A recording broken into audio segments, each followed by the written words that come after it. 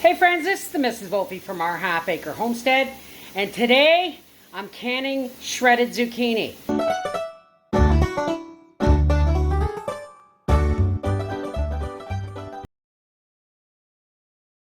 Now folks, this is not an accepted method, but it is in some canning books. It's just never been USDA approved. Neither was celery until I did it, right?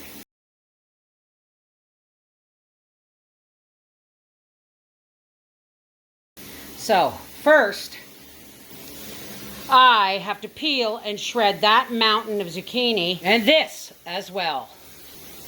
Let's get started.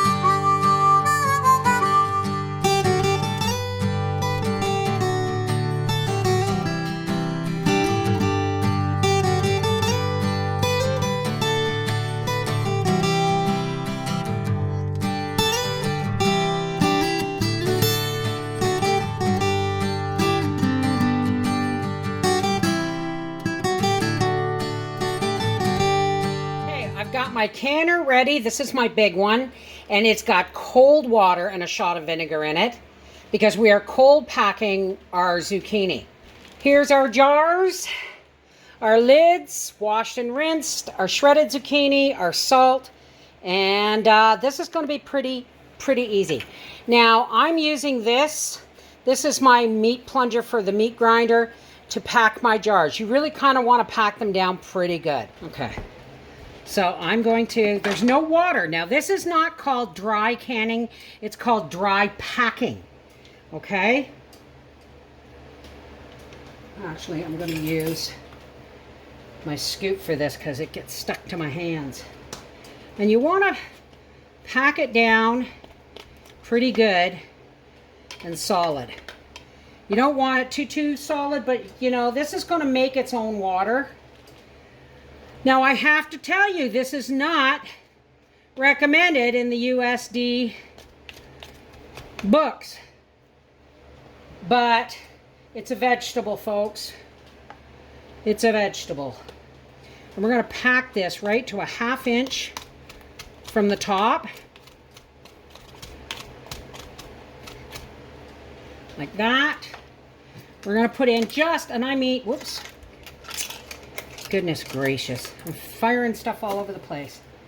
I'm just going to put like a 1/4 teaspoon of salt in here. You don't need a lot of salt. And then we're going to, now this is cold pack, cold dry pack. It's going into a cold canner, okay? I have another pan of this in the refrigerator.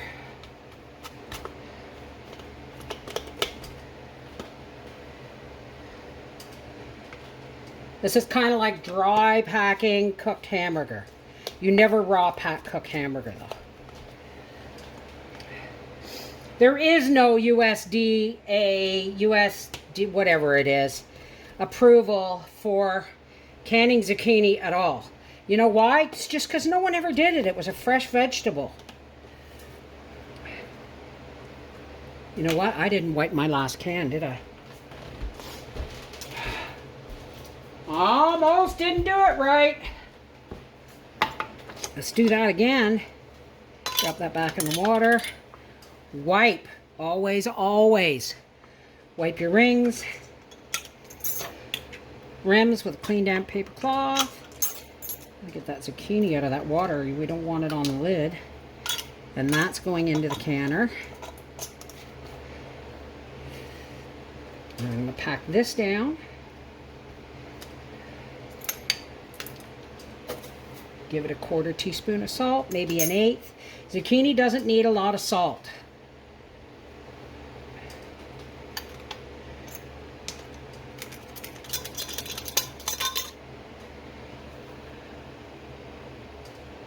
Make sure there's no traces of zucchini shreds on the rim.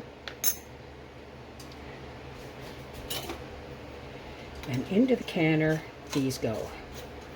And when I'm done, I'll be back. Okay, I have 15 pints of zucchini in this canner. Whoops, sorry. And I'm going to put the lid on here. And then I'm going to turn it on high. And this is going to take a while. So as soon as this spouts a steady stream of steam, I will vent the canner for 10 minutes. And then I'll put my 10-pound weight on. If you live 1,000 feet or more above sea level, please check your manufacturer's directions because your canning pressure, weights, and times may change. Okay, our canner has now been venting for 10 minutes. We're going to put on our 10-pound weight. Please check your manufacturer directions if you live 1,000 feet or more above sea level, as your weights and canning times may be different than mine. Now, as soon as this gives us our first vigorous jiggle, we're going to can this or time this for 25 minutes for pints, 30 minutes for quarts, and we're doing pints. So 25 minutes after our first vigorous jiggle. Okay. There's my first vigorous jiggle. I'm going to turn it down a little bit so that when it stops doing that, it'll start giving me, see this little rocking motion? Ideally, that's what you want. If you can't get the rocking motion, then, you know, you want it to vigorously jiggle like every 3 minutes or so. So timer, 25 minutes.